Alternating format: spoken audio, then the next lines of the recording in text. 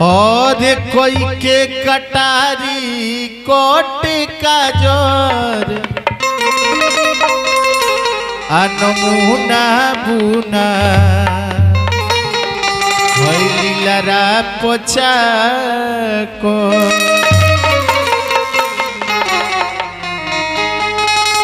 आज के माहौल के अनुसार एगो लड़का देखले बा कोनो लड़की के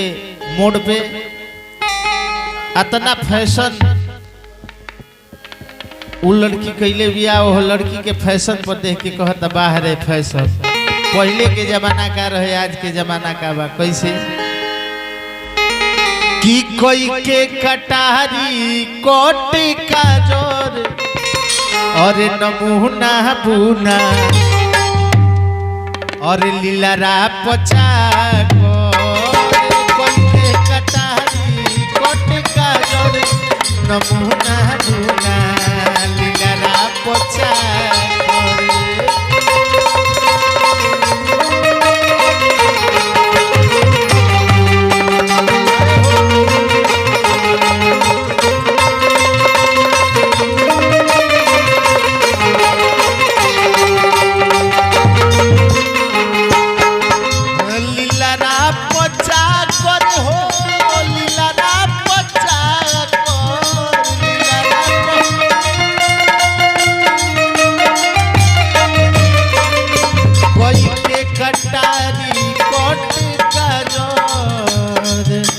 कोई के कटारी कोटक का जोर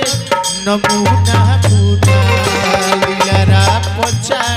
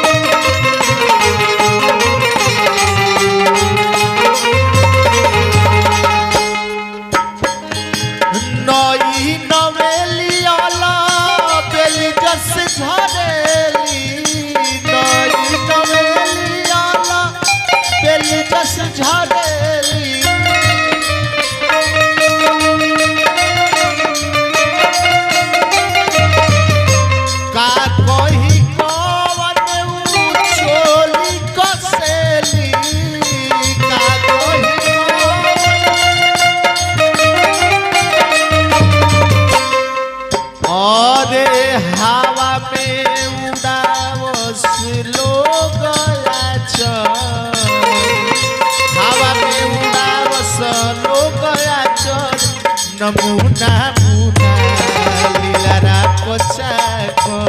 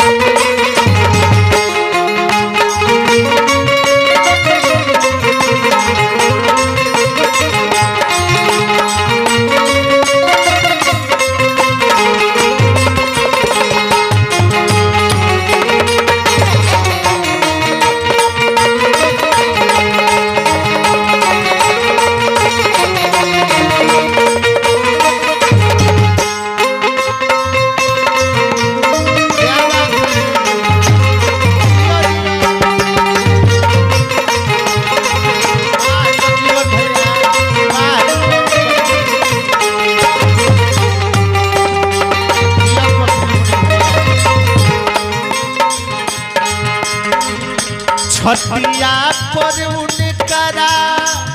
बाटे से वसंतारा छतिया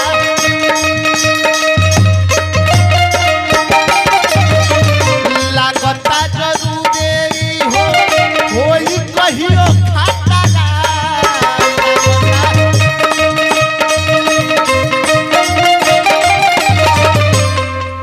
और छतिया पर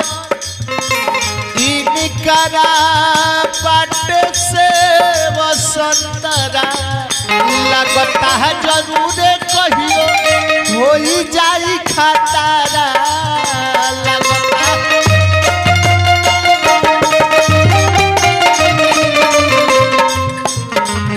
अरे गठल बा शरीर जैसे काटो गठल बा शरीर जैसे काटत नमूना पुना लिया ना बच्चा